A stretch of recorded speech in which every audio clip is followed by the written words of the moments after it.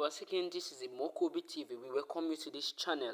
We bring you updates happening in and around the country. And if this is your first time viewing our TV channel, do well to subscribe. Turn on the notification button to keep you updated whenever we drop our videos.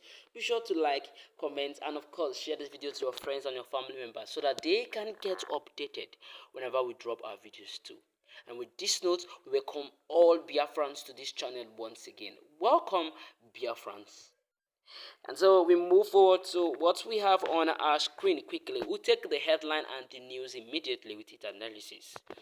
And our first headline, Nnandi KANU laments appeal court's failure to hear IPOB suit challenging proscription. The news in detail.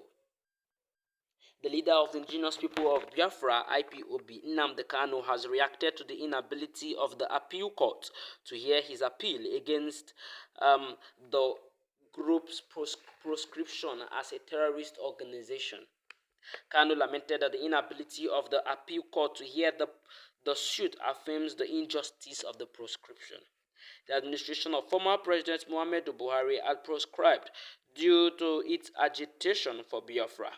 But the group had challenged its proscription in court. In March, the Abuja Court of Appeal had fixed October 16th to hear IPOB's appeal.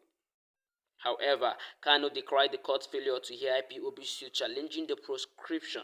The IPOB leader disclosed this through his special counsel, Aloy Ejimako, after their routine meeting at the Department of the State Services, DSS. Ejimako disclosed that the case filed in 2018 and marked CA/A/214/218 was still listed for hearing as scheduled as of Friday when they checked the registry.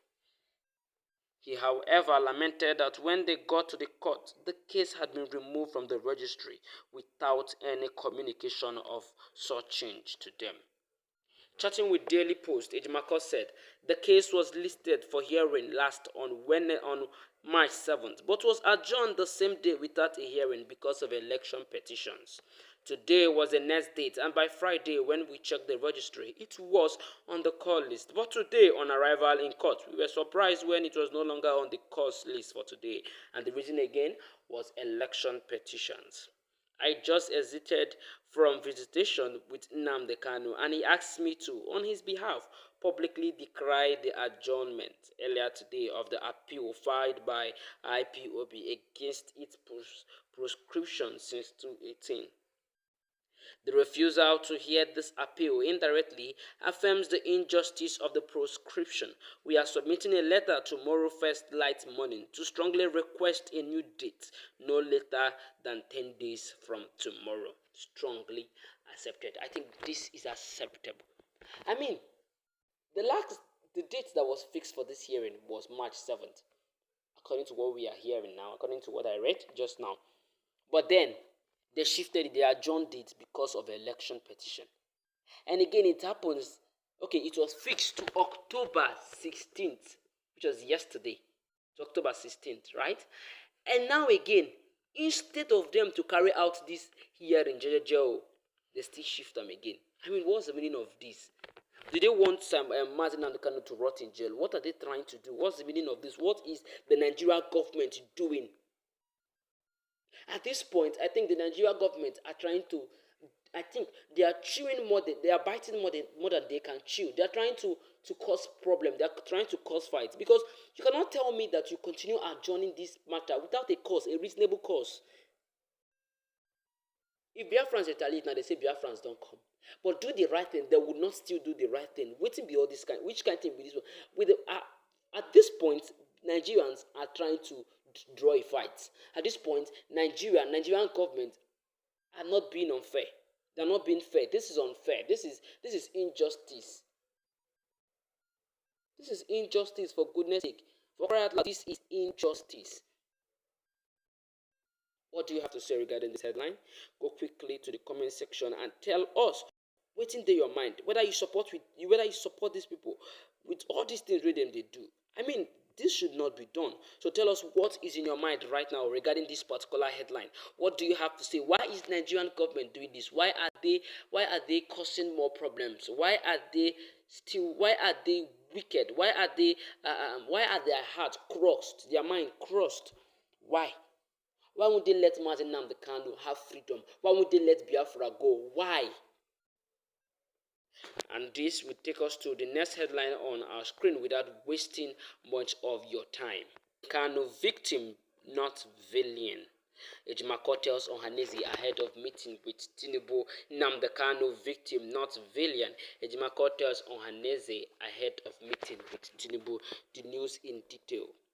Aloy Ejimako, the special counsel to Nnamdi Kanu, leader of the indigenous people of Biafra, IPOB, has reacted to the imminent meeting between Ohaneze Ndigbo and President Bola Tinubu over the agitator's continued incarceration. Ejimako said Ohaneze should be guided by the fact that Kanu would have been released if the Nigerian government complied with court orders. Exactly.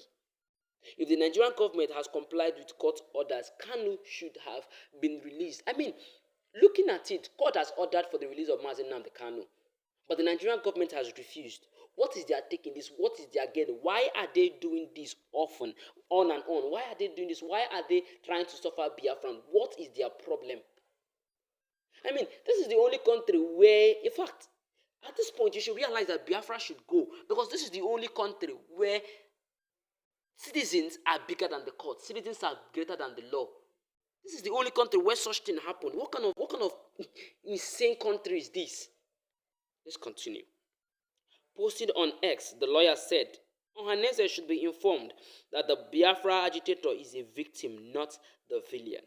Ohaneze President Emmanuel Iwanyanwu had disclosed plans to meet with Tinubu over the need to release Kanu. He disclosed this on Saturday during a courtesy visit to the leadership of the Supreme Council of Nigeria, traditional rulers, Southeast chapter led by the President, His Royal Majesty Eze Ihanyi Chukwu Nwokina of Abia State, at his glass house, Oji Owerri office complex.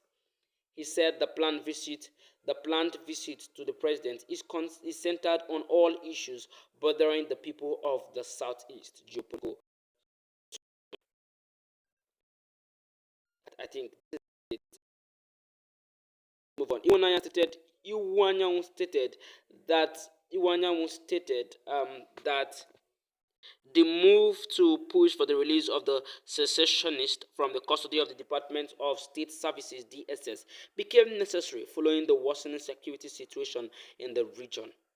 According to him, some persons used Kanu's name and his incarceration to perpetrate crimes in the region, saying they are only after their selfish desire.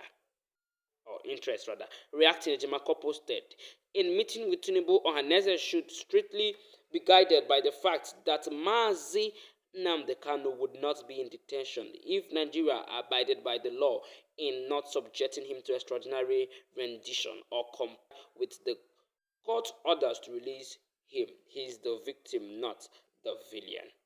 I think this is it, and I think this is it. I don't know why the court are doing this. The Ohaneze should know, as they are going to meet with Bola Ahmed Tinubu, they should bear this in mind, that Martin Nnamdi Kanu would have been released. I mean, this man would have been released if Nigerian government had obeyed the court order. But no. I mean, Nigeria is the only country where we are bigger than the courts, we are bigger than orders, we are bigger than law, where leaders make the law and still break the law by themselves. What kind of country is this? I beg, what be this? What kind of country is this? Nnamdi Kanu has been held in detention. He has been held in detention over and over. The court has given order. Judge self don't tire. Chief Justice don't tire. Everybody don't tire. Which kind of matter be this? Courts don't give order. Release this man. And yet, they still keep on doing this. What kind of thing is this? Tell us what you think. Drop your comment at the comment section. We need to hear from you regarding this particular headline, and that can only be done at the comment section. And at this point, we move to the last headline on our screen, the last news on our list. And this news is coming from Simon Ekpa from Simon Ekpa's X handle. Let's get to the detail of this news. The terrorists Boko Haram controlled Nigeria at HQ Nigerian Army at their best, taking pictures in the bush without content. debunking how mercilessly the Biafran Liberation Army dealt with them with the below picture. Aremelo. Okay, now this is their report. Now this is the picture, the military picture. Okay, read their report. They go explain tired. These terrorists are struggling to convince their masters. Troops raid terrorist camps in Imo, Anambra.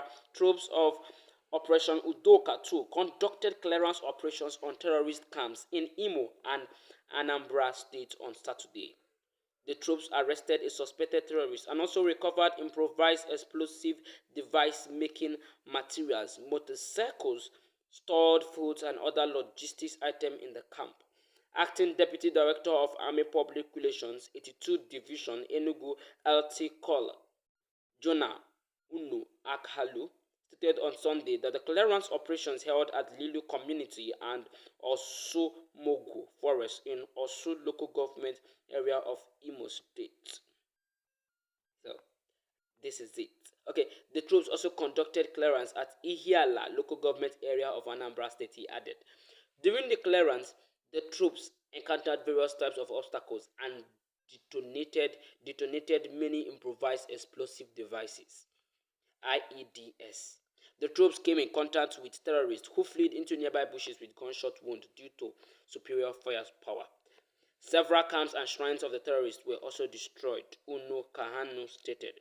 He implored law-abiding citizens of the southeast region not to relent in giving timely, credible, and reliable information to security agencies, particularly to Operation Udoka 2. Such reliable information, he explained, could lead to the arrest of those that escaped with different degrees of gunshot wounds. We also use this medium to urge the good people of the southeast region to ignore the deceitful tweets of the self-acclaimed Biafra leader, Simon Ekpa. Law-abiding residents should be rest assured that the southeast region will be free of all forms of criminality. Operation Udoka 2 will continue to combat crime and criminality in accordance with extant rules and regulations guiding its operations. Uno Akhalu added. Ashe. Now you have seen. This is. I mean, look at the pot calling kettle black. Now, okay, you are telling us not to listen to Mazi, not to listen to Simon Ekpa. You're telling us not to listen to Simon Ekpa, while people are holding Biafran down. What did this Nigerian government take Biafrans for? I beg. What did this Nigerian government take Biafrans for? Like chaff, balls you can come and play, beans balls you can eat with bread in the middle, fold it together, eat it, and then take mineral or coke and chill down with it. Is that what they take Biafrans for? We are more than this. We are wiser than this. You're trying to put enmity between Simon Ekpa and us. You think we don't know what people are doing? Nigerian government. We are more than this. We are wiser than you people. Our fathers are with us. Chukwu nke Abiyama is with us. So no matter what the Nigerian government do, Biafra must go. The funny of it is that we are not relenting. Biafras will not relent. Biafras will not stop fighting until our mandate is restored, until what was taken to us is given to us. Day one. And at this point, we implore that you subscribe to our YouTube channel if you have not. Drop your comment at the comment section. Stay tuned as we'll update you in our next video on Biafra News. Thank you very much for joining us. Share this video to your friends and your family members. Like, share, and subscribe. Let everybody know about this. Let everybody see this. Let it go viral. Thank you for joining us once again. See you next time we drop our videos. Thank you. Stay tuned at Imokobi TV.